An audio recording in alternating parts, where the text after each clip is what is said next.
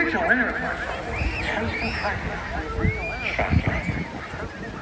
put, instead of the four engines we're now familiar with, the original aircraft was called the Lancaster, and it had a pair of Rolls-Royce Vultures. Basically, you could take two motors, turn one of them upside down, take the crankshaft out, stick it on the bottom of the unit, X-shape instead of the V-shape. It's 24 cylinders. That's how you get a Vulture. The only problem is these engines tend to catch fire and fly. So the water below it. Have you done it? And consequently, the whole thing is a bit of a nightmare. You actually entered service in this hall with number 106 was the pilots of one of the pilots of it was Guy Gibson. And it turns known how many Manchesters have lost to enemy fire or friendly fire rather than the engines catching fire. But Roy Chapman took a look at this and just went, not good enough. And they whipped the two launchers off. They put the full Merlins on. And the aircraft you're about to see, running in over the harbour now, was born.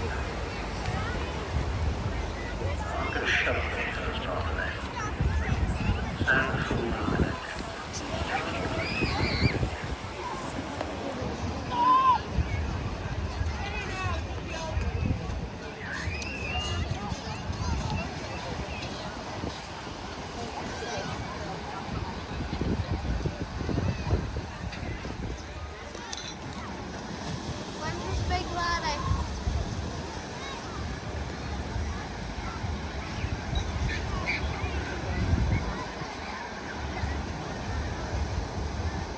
Right here, from behind us.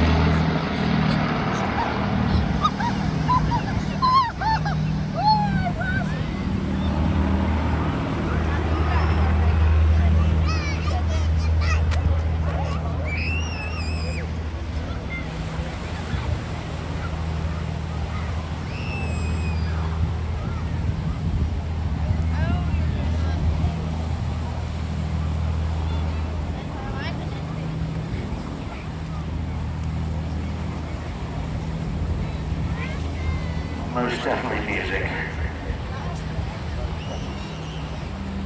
Full Rolls-Royce Merlins producing around 1,600 horsepower each.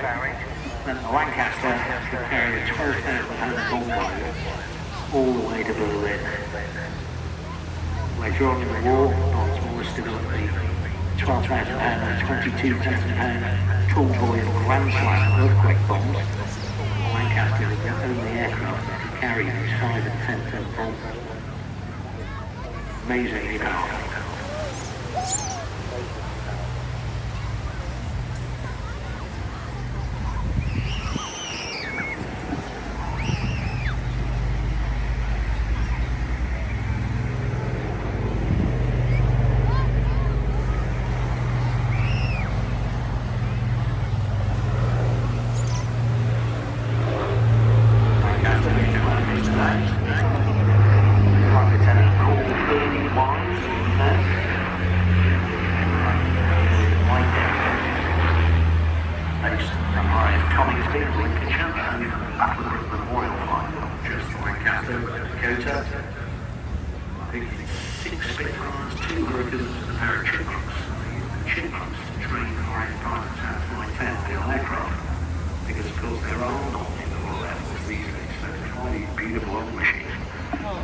Start again with the flying training. Chipmunk to do that. Quite clearly here, the 3 turrets. 2 303 machine guns in the nose, 2 in the middle of the position, 4 tail turret, 3 turrets built by Fraser Nash. giving Lancaster tremendous protection. Later models, a ventral protection, pouring down the It's coming close. Coming this way.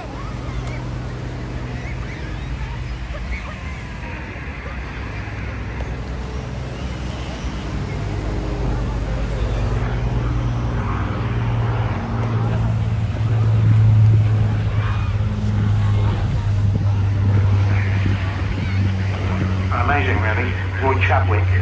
The reason Lancaster was so successful is Roy Chadwick started with a 33-foot long hole. He built an aeroplane around it. The hole would always been in Bombay. Both the Sterling and the Halifax, the structure of the aircraft, cut across the Bombay and restricted the size of the largest bomb it could carry. No such problem on the Lancaster. Basically, the Bombay was uninterrupted.